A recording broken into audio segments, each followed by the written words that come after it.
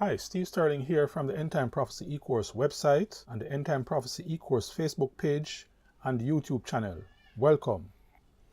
This is part 2 of the video on the Lamb-horned beast, and what I'm going to do is to focus on the activities of this beast in relation to the world and how his actions will affect each individual.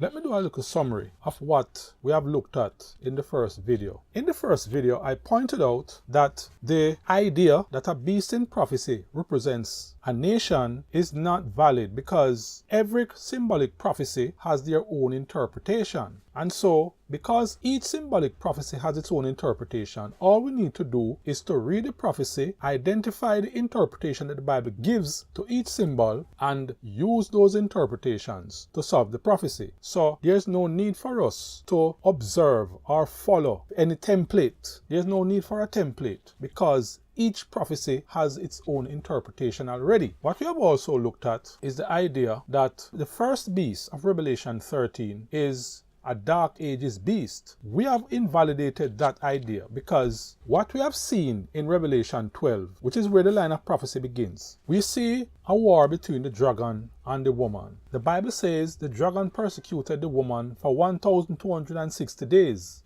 And by applying the day for a year principle, we arrive at 1,260 years, and we apply that period to the Dark Ages. So the dragon is the one who was persecuting the woman during the Dark Ages. And based on the information that we have from history, we know that the dragon was using the Polish instrumentality of the Roman papacy. Now, having persecuted the woman, the dragon cast out of his mouth water after the woman in an effort to drown the woman or carry away the woman. And so the earth opened her mouth and swallowed up that flood and saved the woman. And the dragon was upset. The Bible said the dragon was wrath with the woman and went to make war with the remnant of her seed that keep the commandments of God and have the testimony of Jesus. Now, the prophecy segue into chapter 13, where the same dragon who was pictured warring against the woman is now giving power and seat and great authority to this beast. Now, if we are to treat Revelation 13 as the continuation of a line of prophecy in relation to chapter 12, then the giving of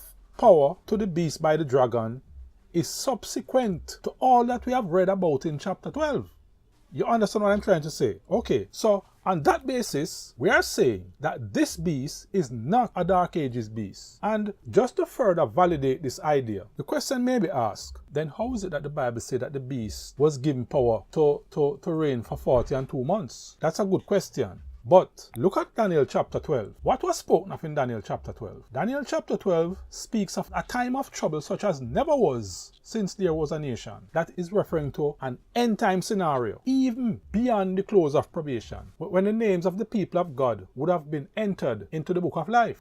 In this context, a question is asked, how long shall it be to the end of these wonders? And the answer came, until time and a half. And when ye shall have accomplished to scatter the powers of the holy people, all these things shall be finished. Now, he's referring to the activities of the king of the north, which is spoken of in the previous chapter.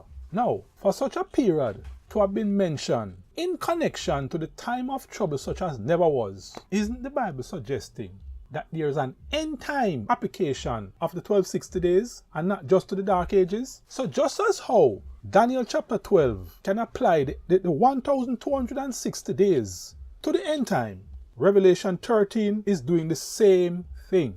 So I don't think it is a scenario where everywhere we see the 1260 day mentioned, it refers to the Dark Ages. Okay, so we are proceeding according to the idea that the first beast is not a Dark Ages beast. Now, the commentary on the Lamb-horned beast is going to be confined to the Lamb-horned beast only, except where it is necessary that I make reference to the first beast just to make the connection. Okay, so let us start with verse 11 of Revelation 13. And I beheld another beast coming up out of the earth. He had 2 horns like a lamb, and he spake as a dragon. And he exercised all the power of the first beast before him, and caused the earth and them that dwell therein to worship the first beast, whose deadly wound was healed. I'm going to make an observation where the position of the Seventh-day Adventist Church is concerned. They are teaching that this exercise of the power of the first beast, by which he causes the earth to worship the first beast, is the exercise of force. In other words,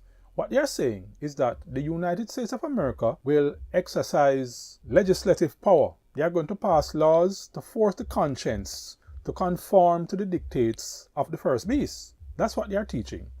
And I am going to make an observation in this regard, because it would appear that this is a reasonable position to take. And that's the reason why I'm telling you that the Adventists don't come to their conclusions idly. They don't pick their doctrines out of a hat. They study the thing and come to their conclusion carefully. But when you are building on a foundation that is faulty, however reasonable your arguments, you are going to arrive at the wrong conclusion. But let us look at what it really means by the exercise of the power of the first beast, because that is what is critical here. The Adventist says it means the exercise of legislative power to force the world to worship the papacy, or to worship on Sunday, or, whatever the law dictates. Okay? That's what they are saying. Now, here's what Revelation 13 and verse 11 is saying. And I am not asking anybody any question. I am telling you that this is what it is saying. Now, before I get into the nitty-gritty of this, I want you to recognize what I would call the preposition factor. And when I say preposition factor, I am talking about the position of the second beast, the lamb-horned beast, in relation to the first beast. The Bible says he exercised all the power of the first beast before him. So he was before the beast exercising this power. Okay? And he caused earth and them which dwell therein to worship the first beast, whose deadly wound was healed. The question we need to ask, what is this exercise of power before the beast? Let us go on. Verse 13 says, and he doeth great wonders, so that he maketh fire come down from heaven on the earth in the sight of men, and deceiveth them that dwell on the earth by the means of those miracles which he had power to do in the sight of the beast. Now let me just stop there. The Bible says that he exercised all the power of the first beast before him. Preposition factor. But in verse 14, the Bible says, Revelation 13 and verse 14 says, he worked miracles in the sight of the beast. Is it possible that the Bible is really saying that the same power that he exercised before the beast is the miracle working power that he exercised in the sight of the beast? So when he refers to the exercise of all the power of the first beast before him, it is really referring to the miracle working powers. Isn't that what the Bible is saying? Okay, let us go to chapter 19 and we are going to get it plain and straight. Chapter 19 and verse 20, referring to the same lamb-horned beast. The Bible says, and the beast, which is the first beast, was taken, and with him the false prophet that wrought miracles before him, with which he deceived them that had received the mark of the beast, and them that worship his image. The same preposition factor that is used in relation to the exercise of all the power of the first beast is the same preposition factor that is used here. Before I even get into the comparison fully, you cannot deny that the Bible is speaking of the false prophet here. The Bible says all these miracle working that is being performed by the lamb-horned beast are the work of a false prophet. You cannot escape it. The Bible says the false prophet was doing this. That's the first thing, and we cannot escape that. That's the only interpretation that the Bible gives us concerning this symbol. The Bible says the work of the lamb-horned beast, the second beast, in Revelation 13, is the work of a false prophet. Now, let us look at further comparison between the two chapters. Revelation 13 and verse 12 says that he exercised all the power of the first beast before him. And we ask the question, what is that exercise of all the power? Now, Revelation 19 is telling us that the same lamb-horned beast who was seen exercising all the power of the first beast is a false prophet working miracles before the beast. You get that? If you don't get it, let me repeat it. The lamb-horned beast who was seen working miracles before the beast, or the lamb-horned beast of whom the Bible said was exercising the power of the first beast before him, is the same individual who is called the false prophet exercising miracles before him. Therefore, the exercise of all the power of the first beast is synonymous to the working of miracles. So there is no need for us to get into any theological juxtaposition or theological extrapolation or theological deduction. We don't have to get into that. We just accept what the Bible says concerning what the meaning of that symbol is. There are other things that the Bible says that we could have looked at, but probably I'd have to reserve it for another video. But here's what I want to say. It is information like these that cause me to run to my computer and start to type out some new things that I'm discovering. Because the moment I start to accept the Bible's interpretation as to what a symbol means, it makes a world of difference. Now, what's the implication of all this? The implication of all these activities that are being carried out by the false prophet is this. Remember, the Bible says that he will cause the world to worship the beast. Remember, he shall exercise all the power of the first beast and cause the inhabitants of the earth to worship the first beast. That's what the Bible says. So, what do you think he is going to exercise? What kind of power that you think he's going to exercise in getting the world to worship the first beast? Miracle working power. The same power that he exercised before the beast is the same miracle working power that he exercised before the beast. Comparing Revelation 13 with Revelation 19, we cannot miss the similarities of activities. So it is by miracles that this false prophet is going to get the world to worship the beast. And then if you read verse 16 of chapter 13, you will see where he also caused the world to take a mark in their forehead and in their right hands. The same miracle working power by which he get the world to worship the beast will be the same miracle working power by which he caused the world to take the mark of the beast. So I don't think that the Bible is teaching that this false prophet or this lamb-horned beast will force the world to take the mark of the beast. Satan don't want to have to force anybody to take the mark of the beast and worship the beast. Satan don't want to have to do that. What Satan wants us to do is to voluntarily accept his agenda and conform voluntarily. Satan wants us to comply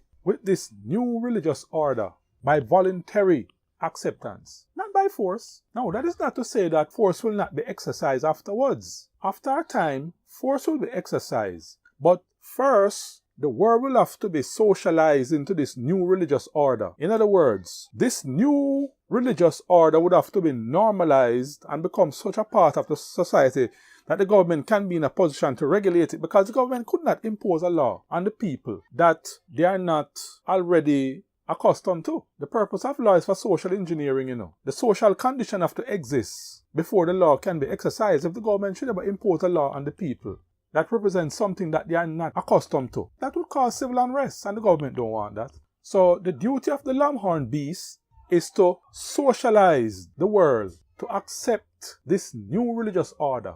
That is what the false prophet ministry is going to be about. The sooner we understand this, the better prepared we are to withstand the devil's wiles.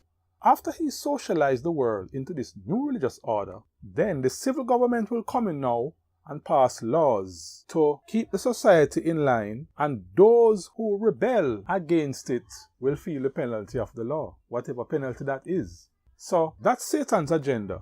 Satan's agenda is to bring the world into such a state of deception that they will be willing to do whatever they are told without question. And once the world is brought to that state of deception, anybody who opposes the new religious order is going to be persecuted, not only by government edict, but by the people themselves, including Christian people, because Christian people will be deceived by it too, you know. In fact, the whole world will be Christianized. But I'm talking about people who were Christians before and believe that this is a new revival of godliness, and we are opposing it. They are going to support any attempt to get rid of people like us who are going to oppose it. If you are interested in this and other end-time topics, you can go to my website, www.prophecyecourse.com, and download the free book entitled 7 Steps to Becoming an End-Time Prophecy Expert in 48 Hours. You are going to be introduced to a 7-point principle that will guarantee that you will become one of the best prophecy students in no time. It is my hope that you will study to show yourself approved unto God. This is Steve Sterling, signing out.